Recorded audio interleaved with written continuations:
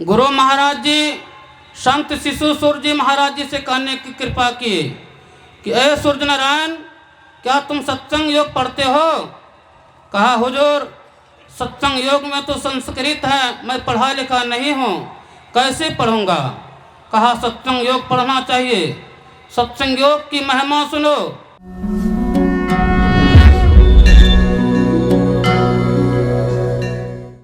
अव्यक्त रूप में सृष्टि के कण कण में विराजमान परमाराध्य संत सद्गुरु महाराज के श्री चरणों में अनंत अनंत बार नमन।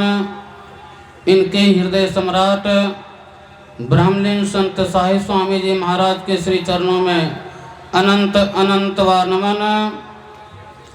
मंच पर विराजमान गैरिक वस्त्र में सुशोभित त्रिवेणी संगम संत मत सत्संग प्रथम वार्षिक अधिवेशन के संस्थापक आचार्य पूज्यपाद स्वामी श्री श्रद्धानंद जी महाराज के श्री चरणों में कोटि कोटि नमन। मंचासीन तीर्थों को पवित्र करने वाले मुद मंगल में संत समाज, सत्संग में आए हुए विद्वतगण, परम आदरणीय माताओं तथा धर्मशिला बहनों, सबके अंदर बैठे हुए परमात्मा को मैं प्रणाम करता हूँ और निवेदन करता हूँ कि एक बार हम लोग गुरु महाराज जी का जयकारा करें ताकि हम सबों का अंतःकरण पवित्र हो जाए और शोरगुल जो हो रहा है वातावरण भी शांत हो जाए। श्री सद्गुरु महाराज की जय। बहुत ही खुशी की बात है, इस धरती पर जो अभी सत्संग हम लोग कर रहे हैं, बैठे हुए हैं झारखंड प्रांत गोड्डा जिला के गोड्डा प्रखंड के धरती पर, और जिस धरती पर बैठे हैं इसी धरती का लाल है हमारे पूज्यपाद बाबा स्वामी श्री श्रद्धानंद जी महाराज, जिनकी कृपा से, जिनकी महती कृपा से यह इस धरती पर सत्संग हो रहा है और हम सबों को भी लाभ मिल रहा है। धन्य है इनके माता पिता, धन्य है इनके पूर्वज, इनकी महिमा का वर्णन कोई अपने मुखारबिंद से नहीं कर सकता है। और हम लोग देख रहे हैं यह त्रिवेणी संगम का दूसरा दिन का प्रथम पाली के सत्संग में बैठे हुए हैं और परम सम्मानीय पूज्य श्री खगेश बाबा के मुखारबिंद से स्तुति प्रार्थना और गुरु महाराज जी के प्रसिद्ध ग्रंथ सत्संग योग से पाठ श्रवण कर रहे थे। यह सत्संग योग कैसा अद्भुत ग्रंथ है, कहने से बाहर है। पूज्य श्रीधर दास जी महाराज कहते थे 1983 की ईस्वी की बात है, कटिहार जिला महनिहारी आश्रम में, कि गुरु महाराज कहते थे कि सत्संग योग का ज्ञान जो अभी कोई नहीं अपनाएगा कुछ दिन के लिए लुप्त होगा, लेकिन कोई महापुरुष का पदार्पण अवतार होंगे और इस ज्ञान को अपनाएंगे, इनका प्रचार प्रसार करेंगे और सब कोई इस ज्ञान से लाभ उठाएंगे। सन 1970 ईस्वी की घटना है। गुरु महाराज जी संत शिशु सूर्य जी महाराज जी से कहने की कृपा किए कि अय सूर्य नारायण, क्या तुम सत्संग योग पढ़ते हो? कहा हुजूर, सत्संग योग में तो संस्कृत है, मैं पढ़ा लिखा नहीं हूँ, कैसे पढ़ूंगा? कहा सत्संग योग पढ़ना चाहिए, सत्संग योग की महिमा सुनो।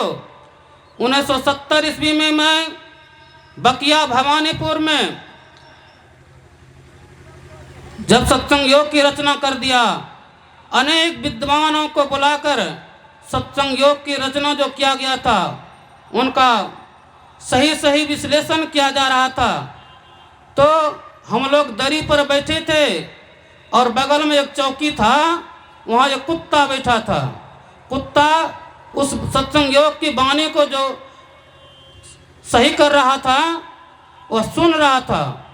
10 बज गया दिन, जब हम लोग सत्संग योग को बिल्कुल ठीक करके स्नान करने के लिए गए तो कुत्ता भी स्नान करने के लिए गया और हम लोग भी बाहर निकले, कुत्ता भी बाहर निकला। जैसे ही बाहर निकला कुत्ता का शरीर उसी समय छूट गया। विचार कर सकते हैं, उस सत्संग योग की बातों को सुनकर पशु का शरीर छूट सकता है। क्या हम लोग 84 लाख जीवों में सबसे सिरमौर शरीर लेकर जो आए हैं मानव का शरीर, हम लोग सत्संग योग की वाणी ज्ञान भक्ति को अपनाएंगे, क्या हम लोगों का कल्याण नहीं होगा? बिल्कुल कल्याण होगा। यह ज्ञान समझने लायक है।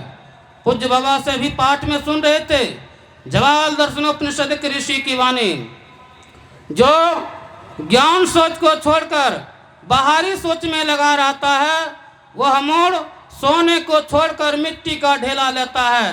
कहने की बात क्या है? जो ज्ञान मना होता है जानना, ज्ञान मना होता है सत्संग। इस सत्संग को छोड़कर जो बाहरी पूजा पाठ में लगे रहते हैं, देवी देवता के फेर में लगे रहते हैं, तीर्थ भ्रमण करने के फेर में लगे रहते हैं, वे समझिए वे सोने को छोड़ रहे हैं और मिट्टी का ढेला कंकड़ जमा कर रहा है। सुन रहे थे संत कबीर साहब की वाणी, तब हम ऐसे अब हम ऐसे यही जन्म का लहा, तब हम ऐसे मतलब उस समय हम परमात्मा में मिल करते थे, परमात्मा ही थे। हम परमात्मा से अलग हो गए हैं, इसलिए हम दुख में आ गए हैं। अब भी हम लोगों को इस दुख से निवृत्त होने के लिए क्या करना होगा? तो वही पूज्य बाबा से सुन रहे थे, ज्ञान योग युक्ति। ज्ञान माने सत्संग, योग माना होता है जोड़ना, और भक्ति माना होता है सेवा। आपको तीनों चीज करनी होगी, सत्संग भी करना होगा, जोड़ना भी होगा। किससे जोड़ना है? तो हम परमात्मा से अलग हो गए हैं, या जीवात्मा परमात्मा कहाँ से हैं? इस जीवात्मा को फिर परमात्मा में साधना करके मिला देना, इसी को जोड़ना कहते हैं। जब परमात्मा मिला देंगे तो समझिए हम लोगों का जीवन का असली सत्संग हो जाएगा, असली भक्ति हो जाएगी। और वह होगा कैसे? तो गुरु महाराज जी की वाणी को सुन रहे थे, गुरु की भक्ति साधु की सेवा बिनु नहीं कछु हो पाई हो। जब तक गुरु की भक्ति नहीं करेंगे, साधु की सेवा नहीं करेंगे, तब तक हम आपको संसार में कुछ भी करते रहेंगे, कुछ मिलने वाला नहीं है। एक न एक दिन किसी न किसी जीवन में इस संत रूपी संतों के हवाले हम आपको तो सपना ही होगा, उनके अनुकूल भक्ति करनी ही होगी। कैसे करेंगे? तो इसके लिए यही सत्संग है। इस सत्संग में आएंगे, संतों की वाणी को सुनेंगे, सत्संग को अपने जीवन में अपनाएंगे, क्या होगा? तो हम आपका कल्याण होगा। और उससे सत्संग करने के लिए, भक्ति करने के लिए सब कोई अधिकारी है, जितने मनुष्य तनधारी है सब कोई भक्ति कर सकते हैं। संत पलटू साहब कहते हैं, साहब के दरबार में केवल भक्ति प्यार, केवल भक्ति प्यार, साह भक्ति में राजी, तजा सकल पकवान खाए दासी सुत भाजी। जब तक नेम करे अचारा बहु तेरा कोई, खाए सबरी के बैर मुए ऋषि मुनि सब रोई।